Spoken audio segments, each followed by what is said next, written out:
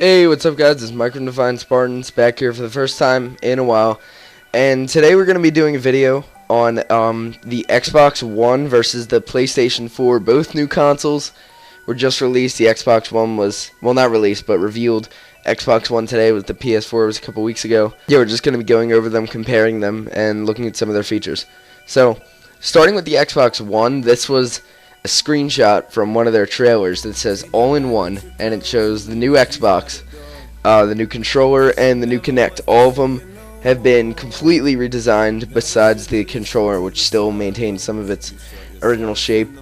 The Xbox looks more like a modern VCR, if any of you actually remember what that thing is, and it's more like rectangular than any of the previous models that we've seen of it.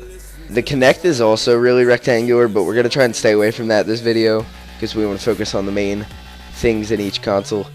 And the controller, as you can see right there, we'll get into in a little bit. The slogan up at the top is all-in-one, which after the end of this video you'll see, but I'm just going to say it now. It's like an all-in-one entertainment system because it has everything that you would have in pretty much your living room, like gaming, TV, media, internet, and all that stuff. And that's where the name the Xbox One comes from. Once again, there's another picture of the console itself from the trailer they released. Pretty cool, pretty slim looking. Fans on the side and disk drive right on the left. Here's a close-up of the controller itself. As you can see, there's some changes there that we're going to talk about in a couple slides. And again, a close-up of the Kinect sensor, which once again we're not going to be focusing on much this video because we want to focus on the main stuff, but it still looks pretty cool.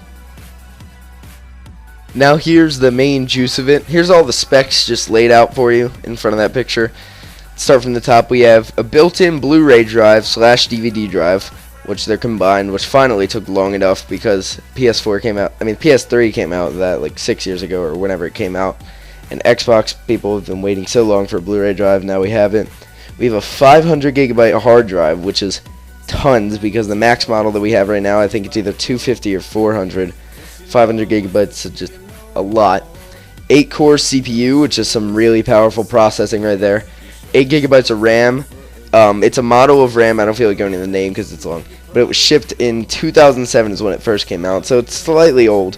We'll get into the PS4 one in a little bit later, but it's 8 gigabytes, so that calls for a lot of multitasking. That's normally what you see in the standard gaming computer. There's built-in wireless and Ethernet, just like the Slim model has now on the 360. Built-in HDMI ports in and out. You'll see right there that it doesn't say AV ports, which either we don't know if they just didn't announce it yet, or if they actually don't have AV ports, so you need to have an HD TV to use it. Maybe they'll come out with an adapter or something. By the way, if you don't know what AV means, it's like an old TV, kind of. Probably one of the square ones. It uses the yellow, white, and red cables. Moving on, we have USB 3.0, the faster version of USB. We have full 1080p HD video, finally, which is an upgrade from our like 701p or whatever it was video on the 360. There's also a built-in form of Wi-Fi Direct, which lets it communicate with the controller better, and other devices like smart glass on your phone or whatever. You could use, I guess, more things about that are going to be announced. There's 1.2 teraflops of GPU, which is graphics processing unit. A teraflop is just the unit for it, and 1.2 is quite a lot, so that calls for some graphics power. There's cloud services like there is now on the 360, liquid cooling, which is a really good way of cooling the system, and improved Kinect, which, yeah, again, we're not going to be focusing on. There's no backwards compatibility, though, so you're not going to be able to use it with 360 games, sadly. Looks like they're just going to start fresh, hope that you start fresh as well. And again, all the details haven't been released yet, so there's going to be more to come. Moving on to the PS4, there's no picture of the actual console yet. They don't have anything up yet of the actual console. This video is only going to contain the confirmed facts, and even though there's a lot of speculated pictures from what they've told us, none are confirmed true yet, so we're just going to stay away from showing something and show the cool logo instead. On to the PS4 controller, we have a brand new DualShock 4 controller, which still maintains similarity to the previous DualShocks, but it has some new features that we're going to go over in a little bit. Here's the front of it. Here's the back angle, which shows the motion sensor that they have implanted in there, which again we're going to go the features. Here's a close-up from their trailer of the new share button, which again, we're going to go over in a little bit. Just a really close picture of it. Now on to the specs of the actual system. In the background there's a picture of the controller because once again there's no picture of the actual system yet. We have the built-in Blu-ray and DVD drive just like the Xbox. The amounts of storage haven't been announced yet. For the CPU there's an 8-core AMD Jaguar, which is a actual AMD brand that you could use in computers as well. 8 gigabytes of RAM. This model was shipped in 2008, so it's slightly more modern, maybe a little bit faster, might allow slightly more multitasking, not much though. There's built-in wireless and Ethernet, just like on the new Xbox. There's built-in HDMI, in and out, and there's also AV support, which is for standard definition TVs. There's USB 3.0, again the faster USB. 1.8 teraflops graphics processing, again that's how much the graphics can handle, and 1.8 is more than 1.2. So we're probably going to see some more graphically intense stuff on the PS4. There's cloud services, just like those on Xbox, and improved motion controls with the controller and the new PS camera, or sight, or something, which we're not going to be focusing on in this video. As well as the Xbox, there's no backwards compatibility, so you can't play PS3 games on it. And again, all the details haven't been released yet for it. Now on to the controllers. On the Xbox One's controller, we see that the design is pretty much the same. It hasn't changed much, but there's a new D-pad, which is precision D-pad like on the DualShock controllers, which everybody's been waiting for. The analog sticks now have better grips and they're more precise. Vibration is implanted into the triggers, so that's going to be pretty cool for some games where you could feel the triggers vibrating. There's Wi-Fi Direct, as there was in the console, which is going to help it with communication and all that stuff.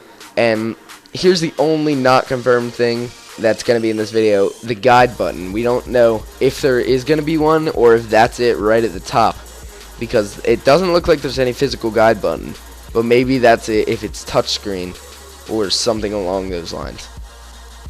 Now onto the PS4 controller, the DualShock 4. We see, the first thing we see for all you old PlayStation gamers, there's no more start or select buttons, so rest in peace to them. It's been replaced by a touchpad that's implanted into the front. You could use that on some games, which looks like a pretty cool feature.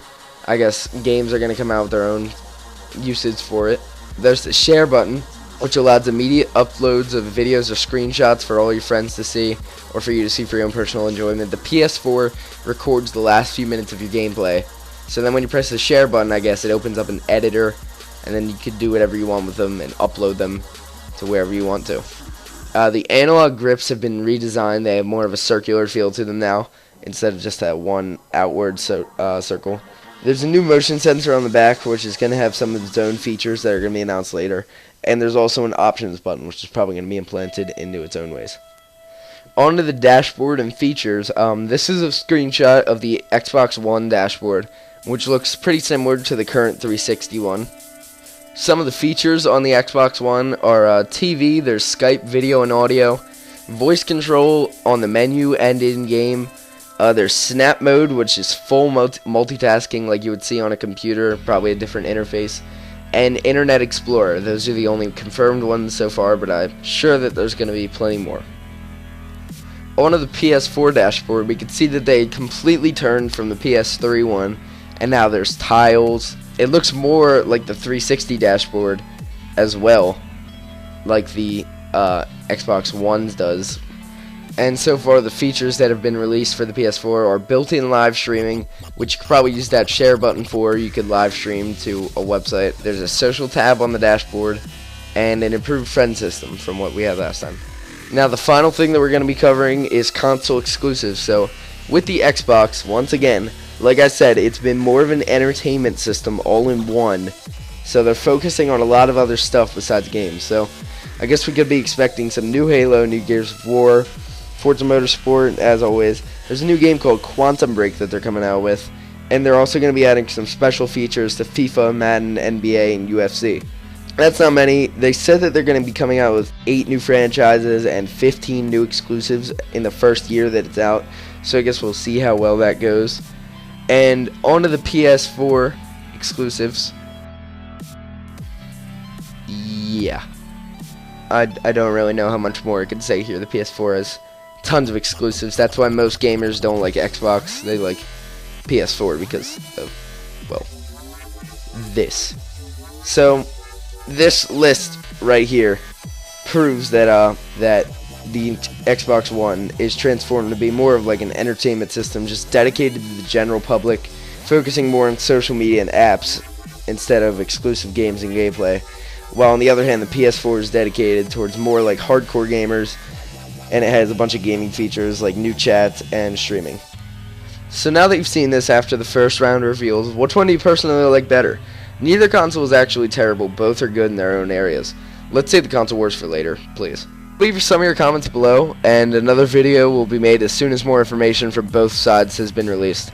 Guys, until then, this is Mike from DefiantSpartans, and I'll see you later.